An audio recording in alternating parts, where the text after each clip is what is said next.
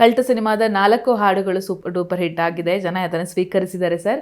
ಅಯ್ಯೋ ಶಿವನೇ ಹಾಡಂತೂ ನೆಕ್ಸ್ಟ್ ಲೆವೆಲಲ್ಲಿ ಹವಾ ಕ್ರಿಯೇಟ್ ಮಾಡಿದೆ.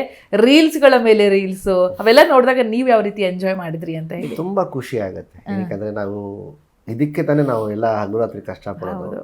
ಸೊ ಖುಷಿ ಆಗುತ್ತೆ ಅಷ್ಟೇ. ಅದು ಬಿಟ್ಟು ಬೇರೆ ಇನ್ನು ಯಾವ ಥರ ಹೇಳೋಕೆ ಅಂದರೆ ನಾವು ಆ ಟೈಮಿಗೆ ನಾವು ಏನು ಡಿಸಿಷನ್ಸ್ ತೊಗೊಂಡ್ವಿ ಅಂದರೆ ಇಂಥವ್ರ ಕೈಯಲ್ಲೇ ಲಿರಿಕ್ಸ್ ಬರೆಸ್ಬೇಕು, ಈ ಥರ ಮೂಡಲ್ಲೇ ಹಾಡು ಮಾಡಬೇಕು ಅಂತ ಹೇಳಿ.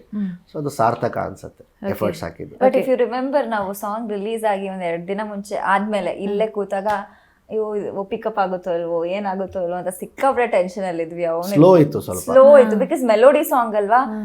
ಅಂದ್ರೆ ನಮ್ ಫಸ್ಟ್ ಕಂಟೆಂಟ್ ಅದು ನಮಗೆ ತುಂಬಾ ಸ್ಪೆಷಲ್. ಅದ್ ಕ್ಲಿಕ್ ಆಗ್ಬೇಕು ಅನ್ನೋದು ಭರವಸೆ ಇಡೀ ತಂಡಕ್ಕೆ ತುಂಬಾ. ಬಟ್ ನನಗೆ ಶಿವ ಮೇಲೆ ತುಂಬಾ ನಂಬಿಕೆ ಇತ್ತು. ಸೂಪರ್. ಕನ್ನಡ ಸಿನಿಮಾದಲ್ಲಿ ಇಂಡಸ್ಟ್ರಿಯಲ್ಲಿ ಯಾವ ಶಿವ ಹೆಸರಲ್ಲಿ ಯಾವ ಸಾಂಗ್ ಫ್ಲಾಪ್ ಆಗಿಲ್ಲ. ಓಕೆ, ನೀವು ಶಿವ ಭಕ್ತಿ ಇದೆಯಾ ನಿಮ್ಗೆ?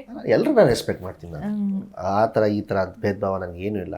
ಬಟ್ ಅದೇನೋ ಒಂದು ಎಲ್ಲೋ ಒಂದು ಕಡೆ ನನಗೆ ಒಂದು ನಂಬಿಕೆ ಇತ್ತು, ಇದು ಯಾವುದೇ ಕಾರಣಕ್ಕೂ ಬಿಡಲ್ಲ ಸಾಂಗ್ ಅಂತ ಹೇಳಿ.